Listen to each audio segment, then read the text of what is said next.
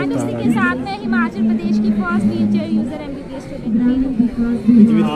काफ़ी कठिनाइयाँ आपको झेलनी पड़ी के कारण एडमिशन तक आपको लेने से इनकार कर दिया था। किस तरह का दौर रहा है, क्या कठिनाइयाँ आपने झेली अभी तक के बाद?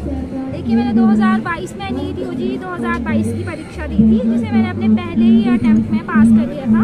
उसी के साथ मैंने CUET UG 2022 की भी टेस्ट दिया था, उसको भी मैंने अपने पहले ही अटेम्प्ट में पास कर लिया था। तो मेरे पास दो ऑप्शंस थे, या तो मैं BSc करूँ या फिर मैं MBBS करूँ। तो मैंने MBBS को ज़्यादा प्रेफरेंस देते हुए MBBS ही करना चाहा।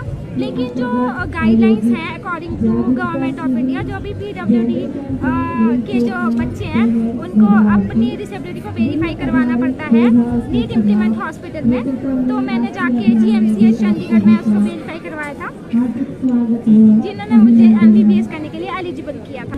उसके बाद मैं GMCH चंडीगढ़ में गई, जहाँ पे उन्होंने मेरी डिसेबिलिटी को वेरीफाई किया और मुझे MBBS करने के लिए एलिजिबल किया।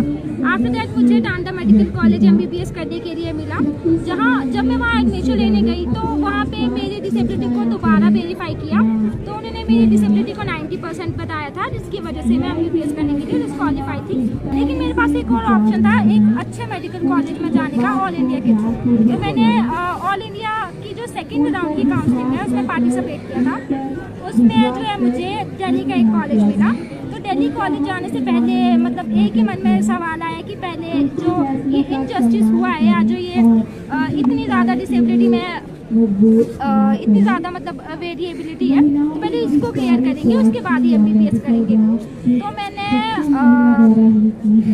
अपने लिए लड़ना ज़्यादा अच्छा समझा एज़ कम्पेयर टू कि किसी और मेडिकल कॉलेज में MBBS करूँ। अगर दूसरे कॉलेज में भी ऐसा ही होता तो शायद मैं नहीं कर पाती। तो उस टाइम क्या था, 15 नवंबर का ये समय था, तो जब हिमाचल में इलेक्शंस के टाइम थे, तो हमारे घर पे आए हुए थे RS वाले जी, जो इस टाइम MLA हैं नगरोटा बगवा के। तो वो मेरे घर आए हुए थे, तो उन्होंने मुझसे पूछा था कि क्या हुआ है। मैंने उनको अपनी सारी स्टोरी बताई कि मैं MBBS करने के लिए एलिजिबल थी।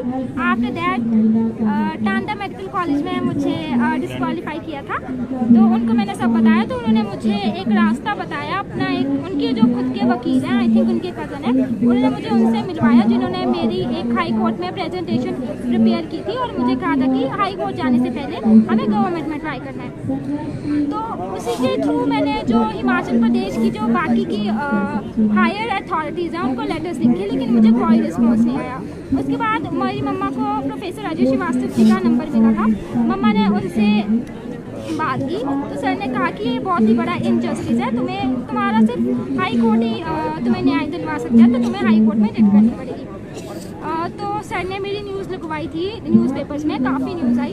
उसके बाद न्यूज़ लगने के बाद अब मुझे हाई कोर्ट जाना था, तो मुझे किसी और का नंबर मिला था, देवाशीष भट्टाचार्य, जो एक्टिविस्ट हैं, हमीरपुर से हैं। उन्होंने मुझे एडवोकेट संजीव भूषण के बारे में बताया था। फिर मैंने उनसे कांटेक्ट किया एंड मेरे फादर ने नेक्स्ट डे जाके हाई कोर्ट में केस फाइल किया था, और 5 या 12 दिन के अंदर अंदर मेरा सारा ही केस सॉर्ट आउट हो गया। मुझे जो हाई कोर्ट था, उन्होंने PGI चंडीगढ़ भेजा था डिसेबिलिटी वेरीफाई करवाने के लिए।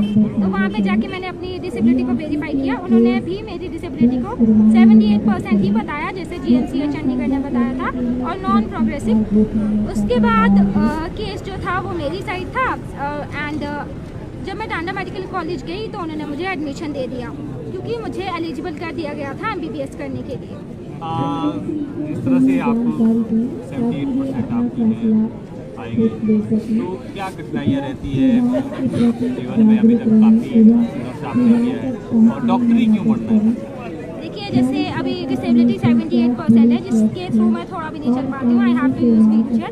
तो जैसे काफ़ी जगह रैंप्स नहीं होते हैं, एक्सेसिबल वॉशरूम्स नहीं होता है, तो ऐसी बहुत सी प्रॉब्लम आई टांडा में। टांडा भी पहले मतलब ज़्यादा एक्सेसिबल नहीं था, लाइब्रेरी जाने के लिए रैंप नहीं था, ऑडिटोरियम जाने के लिए रैंप नहीं था। एकेडमिक ब्लॉक्स में भी काफ़ी प्रॉब्लम थी, जो मैंने टांडा वालों को बताया। उसके बाद मैंने हाई कोर्ट में एक लेटर लिखा हुआ था चीफ जस्टिस जी को। उसके बाद टांडा मेडिकल कॉलेज में काफ़ी जगह ऑलमोस्ट रैंप बन चुके हैं, और अगर कभी लिफ्ट ख़राब भी होती है तो वहाँ के एम्प्लॉयज़ उसी टाइम लिफ्ट को ठीक कर देते हैं, ताकि मुझे मेरी क्लासेस में ज़्यादा प्रॉब्लम ना आए, मैं अपनी पढ़ाई एक अच्छे एक्सेसिबल एकोमोडेशन में कर पाऊँ। अगर ज़्यादा ही प्रॉब्लम है, जैसे एलिवेटर्स ख़राब हो जाते हैं, तो कॉलेज भी पूरी हेल्प करता है कि वो मेरी क्लासेस ग्राउंड फ्लोर पे लगाए, ताकि मुझे ऊपर ना जाना पड़े। डॉक्टर क्यों बनना? सर मेरा जो हमेशा से ड्रीम था वो डॉक्टर ही बनने का था। डॉक्टर के बाद मैंने सोचा था एडवोकेट बनेंगे या IAS बनेंगे, लेकिन जो मेरी पहली प्रेफरेंस थी वो एज अ डॉक्टर ही थी, तो मैंने डॉक्टर ही बनना चाहा। क्यों मतलब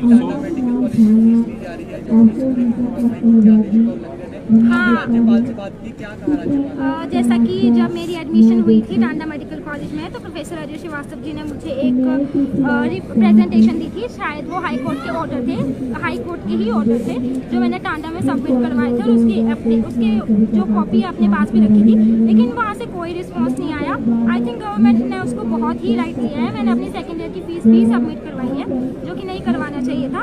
तो इसके बारे में कल मैंने राज्यपाल सर को बताया, तो उन्होंने कहा कि इस मैटर को वो खुद एड्रेस करेंगे और उसे अपनी तरफ से टेक ओवर करेंगे। डॉक्टर बनना क्यों, मतलब आपके मन में ख्याल है कि डॉक्टर बन क्या सेवा करना चाह रही है, क्या सोच के साथ? तो जब भी मैं हॉस्पिटल जाती हूँ तो मैंने बहुत ही कम डिसेबल लोगों को डॉक्टर बनते हुए देखा है, मतलब ना के बराबर ही हैं। तो मुझे लगा कि डिसेबल लोग जो है वो बाकी फील्ड में जा सकते हैं, लेकिन डॉक्टरी की फील्ड में बहुत ही कम लोग हैं। तो मैंने सोचा अगर कोई कभी ऐसा होता है कि सोसाइटी में जो डिसेबल पीपल हैं वो एक एबल डॉक्टर को अपनी प्रॉब्लम नहीं बता पाते, जैसे एक महिला जो है वो गाइनो डॉक्टर को अपनी प्रॉब्लम में फीमेल गाइनो को ज़्यादा अच्छे से बताती है, तो मुझे लगा कि मुझे डॉक्टर बनना चाहिए। अगर किसी के साथ भी कोई प्रॉब्लम है, मतलब सोसाइटी उसको डिमोटिवेट करती है या किसी और तरह की प्रॉब्लम है, तो वो मुझे ज़्यादा अच्छे से बता पाएंगे या मैं उनकी प्रॉब्लम ज़्यादा अच्छे से समझ पाऊँगी। फैमिली का कितना सपोर्ट मिलता है? फैमिली का तो पूरा ही सपोर्ट है। मतलब शुरू से ही जैसे मेरे पापा चाहते थे कि मैं एडवोकेट बनूं, लेकिन मुझे डॉक्टर ही बनना था, तो उन्होंने कभी फोर्स नहीं किया कि तुम्हें एडवोकेट बनना है। उन्होंने कहा कि तुम्हें जो बनना है वो वही बनो। और जब इनजस्टिस हुआ था तभी उन्होंने पूरा सपोर्ट किया था मेरा, है ना। हाई कोर्ट में वही थे, हर टाइम उन्होंने मोटिवेट किया था।